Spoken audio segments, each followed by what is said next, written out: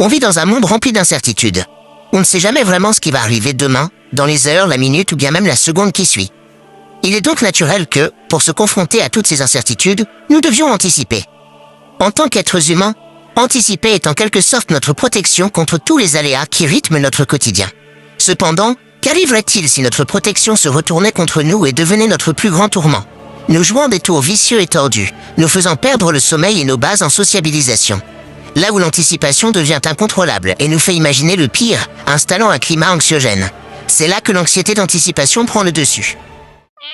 Dernièrement, je me suis lancé dans une lecture complète de My Hero Academia afin de me faire un nouvel avis concernant l'œuvre et confirmer ou changer des opinions que j'avais établies lors de ma première lecture hebdomadaire du manga.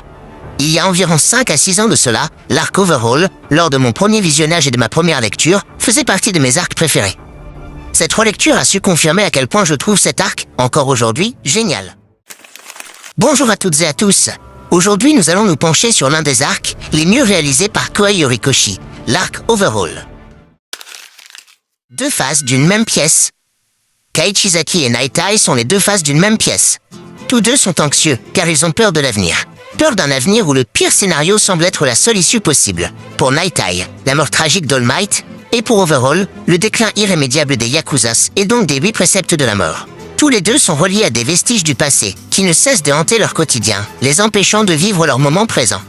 Overhaul, lui, veut restaurer la gloire d'antan des 8 préceptes et éviter un futur où la renommée des Yakuza ne serait plus qu'un mythe, l'amenant à vouloir ramener la société à un état primitif sans alters, où les super-héros ne seraient plus que des vestiges. Naitai, quant à lui, est traumatisé par sa vision concernant l'inévitable et atroce mort d'All Might, le menant à sans cesse vouloir changer les événements actuels pour éviter la mort tragique de son idole. Naitai est paralysé par une vision du futur fataliste. Il a donc décidé, en contrepartie, de n'utiliser son alter qu'en cas de nécessité absolue. Toutes les actions qu'il mène ont pour seul et unique objectif de changer l'avenir. Il ne vit plus dans le moment présent. Il est, en quelque sorte, prisonnier du futur et de son propre alter. Son anxiété se traduit par une incertitude constante, le poussant à toujours tout prévoir et contrôler. Son alter lui donne la possibilité de prévoir le destin, mais le fait qu'il ne puisse en changer le cours l'empêche de vivre l'instant présent, redoutant continuellement le pire. Overhaul redoute le déclin inévitable des Yakuza.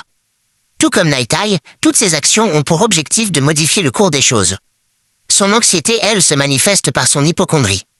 L'hypocondrie est ici une manifestation de son alter et de ses motivations.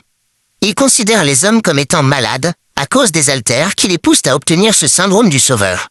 Le fait de construire et déconstruire la matière à travers son alter est l'un de ses remèdes lui permettant de soigner les humains. Leur duel est similaire dans une certaine mesure, car tous deux sont persuadés que le futur est effrayant et font tout leur possible pour le changer, même si, au fond, ils savent tous deux que c'est impossible. Eri, le facteur imprévisible. Le personnage d'Eri en est l'élément central. Elle est la motivation qui pousse nos héros à se surpasser. On veut tous qu'elle soit sauvée. Elle vit littéralement un enfer quotidien et est extrêmement touchante. Son histoire mêle tragédie familiale. Rejetée par sa mère, elle a involontairement mis fin au jour de son père. Souffrance physique, elle subit des traitements inhumains et psychologiques de la part d'Overhaul. C'est une petite fille courageuse qui mérite tout le bonheur du monde. C'est finalement Eri, avec son alter de rembobinage, qui devient la clé capable de changer le destin de nos protagonistes.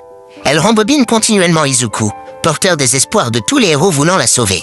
Elle est le facteur imprévisible qui change le destin fataliste prédit par Naitai. Elle met fin au plan d'Overhaul, le condamnant à un futur où les 8 préceptes de la mort sont oubliés.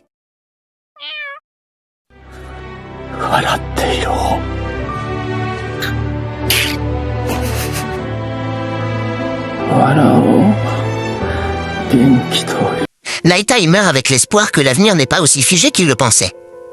Il meurt soulagé, laissant derrière lui un avenir qui pourrait s'annoncer radieux, où son disciple Mirio, même privé de son futur poste de numéro 1 et de son alter, continue de vivre dans l'instant présent sans ressasser le passé, ne reproduisant pas les mêmes erreurs que son mentor. Et où la mort d'All Might n'est plus irrévocable. Yoshi, これでお前は無力非力の無個性マン。お前が費やしてきた努力はさ、俺のもんになっちゃったよ。これからは加える。Opposition avec Shigaraki. Cependant, pour Overhaul, la sentence est douloureuse. Le futur qu'il redoutait finit par se produire sans qu'il ne puisse plus rien y faire. Le parallèle entre Tomura Shigaraki et Overhaul est frappant. Tous deux sont des victimes de la société super-héroïque, sauvées par des figures criminelles. Ils sont redevables envers leurs mentors et doivent désormais avancer sans leur supervision. Leur objectif est similaire, bouleverser la société actuelle. Cependant, leurs méthodes et leurs idéologies diffèrent. Overhaul est égoïste. Il pense pouvoir y arriver seul et ne respecte personne, tandis que Tomura a compris qu'il a besoin des autres. Il a conscience que d'autres personnes sont également des victimes du système, notamment Twice et Toga. D'un point de vue idéologique, l'opposition entre leurs alters en est la preuve. Overhaul peut reconstruire et détruire pour restaurer la gloire d'antan et ramener la société à son point d'origine, tandis que Shigaraki ne peut que détruire pour forcer le monde à regarder ses erreurs passées.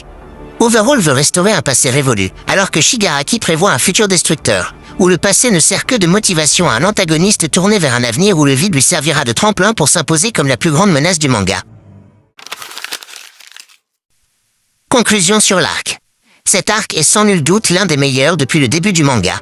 Jusqu'ici, les antagonistes auxquels étaient confrontés nos héros étaient principalement ceux de l'Alliance des super-vilains. Certes, il y avait Stein, mais il agissait en solo, tandis que dans cet arc, une nouvelle organisation nous est introduite, les 8 préceptes de la mort. Overhaul a des ambitions claires, et les moyens qu'il met en œuvre pour les atteindre sont de taille. Tout l'aspect économique autour de son plan est très recherché. Installer un monopole dans le monde du crime, à l'aide du trafic de ses innovations technologiques, afin de redorer l'image des Yakuza, cela change des méchants introduits précédemment. Le fait qu'il dissèque littéralement la petite Eri sans vergogne montre à quel point il est déterminé. Niveau chara design, le personnage est sacrément classe avec son masque de médecin de peste, Teriak. Il représente une vraie menace et, durant tout le début de l'arc, il semble invincible. Il est même présenté comme une menace supérieure à celle de Tomura Shigaraki à ce stade. Pour preuve, il ne considère même pas l'Alliance, qu'il juge inférieure à son organisation. Secondo, l'Alliance des super-vilains, même en étant peu présente, joue un rôle génial avec Twice et Toga, qui sabotent volontairement les plans des 8 préceptes. Dans cet arc, même si Deku a son moment de gloire, voir d'autres personnages secondaires briller fait vraiment du bien. Mirio, Kirishima et Fat Gum sont clairement les MVP de l'arc. Leurs performances sont mémorables. Pour la plupart, on assiste au prime de leurs personnages. On peut également citer Sun Eater et Night Eye, qui ont aussi des moments marquants. Enfin, on peut souligner tout le build-up mis en place par l'auteur afin d'introduire l'affrontement, ce qui est très bien maîtrisé. Tout semble cohérent, et les événements sont bien amenés. Voilà, on arrive à la fin de cette vidéo, j'espère qu'elle vous a plu. N'hésitez pas à me donner votre avis sur cet arc dans l'espace commentaire, et à me dire si vous êtes d'accord ou non avec les arguments que j'ai avancés. J'espère que l'on se retrouvera pour une prochaine vidéo d'analyse. La bise les chatons!